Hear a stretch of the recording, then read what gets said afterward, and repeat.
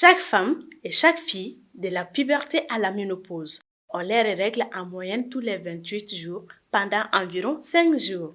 Un processus biologique tout à fait normal. Pourtant, la menstruation reste entourée de silence, de mythes et de tabous, et fait même l'objet de stigmatisation dans notre société. Pour répondre à ces préoccupations, Womentech Mali met en œuvre un projet de sensibilisation des jeunes filles en milieu scolaire sur l'hygiène menstruelle et la santé reproductive dans la ville de Bamako et ses environs. Le projet consiste vraiment à sensibiliser, former et orienter les jeunes filles, spécialement en milieu scolaire, sur la prise en charge effective de leur santé menstruelle.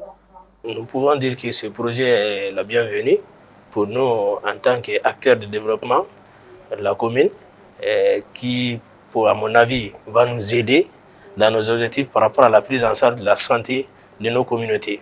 Lancée le jeudi 19 septembre 2024, cette initiative portée par la représentation de la CEDEAO sera réalisée sur une période de 12 mois grâce au financement de l'Organisation ouest-africaine pour la santé. Parce que nous avons constaté qu'en milieu scolaire, les jeunes dames sont vraiment beaucoup fatiguées par l'hygiène menstruelle, ce qui a des impacts, des répercussions sur leur réussite scolaire, d'où vraiment le bien fondé de ce projet.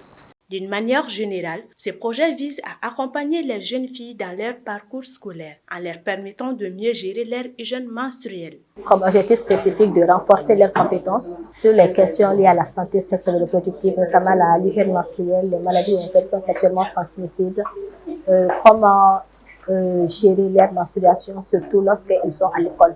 Nos attentes, c'est vraiment à travers Womentech, qui est une structure spécialisée dans la digitalisation, vraiment dans la sensibilisation, à travers l'information. C'est pour qu'on puisse accompagner un certain nombre de jeunes dames afin vraiment qu'elles puissent réussir dans ces domaines et réussir également leur cursus scolaire. Les autorités communales ont réitéré leur soutien à ce projet. L'apport de la mairie, c'est un accompagnement technique dans la mesure où les deux compétences sont transférées à la mairie, notamment la santé et l'éducation. Donc on peut se dire que les statistiques par rapport dans ces domaines existent au niveau de la mairie. Donc nous pouvons nous mettre au service de Womentech pour les aider dans la mise en œuvre. Selon la présidente de Womentech Mali, 5 activités majeures sont prévues au cours de la période de mise en œuvre. Aujourd'hui, nous sommes là pour le lancement officiel de ces activités-là, qui est la première activité même du projet.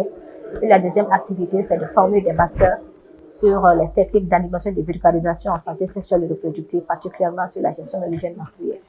Et donc, ces masters formés vont mener les campagnes de sensibilisation au niveau des établissements scolaires, ce qui nous amène à notre troisième activité, qui est les campagnes de sensibilisation au niveau des établissements scolaires. Donc, la troisième activité, c'est une campagne digitale que nous allons mener en concertation avec d'autres organisations de la société civile qui traitent sur les questions de santé sexuelle et reproductive, notamment pour faire une vulgarisation de la loi numéro 0D44 relative à la santé de la reproduction, et aussi de passer des messages de sensibilisation sur comment est-ce que les jeunes filles doivent se comporter en milieu scolaire pendant leur menstruation. La cinquième et dernière activité, c'est de faire un atelier de capitalisation de toutes les activités qui ont été menées courant ce projet. Les organisations œuvrant dans le secteur de la santé sexuelle et reproductive sont invitées à se joindre à cette initiative. Nous appelons les organisations de la société civile qui traitent spécifiquement des questions de santé sexuelle et reproductive à nous accompagner et à s'impliquer davantage dans le projet pour vraiment que ce soit une réussite, qu'on puisse atteindre les résultats escomptés et qu'ensemble nous puissions vraiment renforcer, sinon améliorer le taux de scolarisation des jeunes filles et aussi que ce projet ait un impact bénéfique sur la communauté. Une mauvaise gestion de l'hygiène menstruelle peut impacter la scolarité des jeunes filles. Il est donc impératif que chacun d'entre nous s'engage pour les accompagner vers une meilleure gestion de cette étape naturelle de la vie.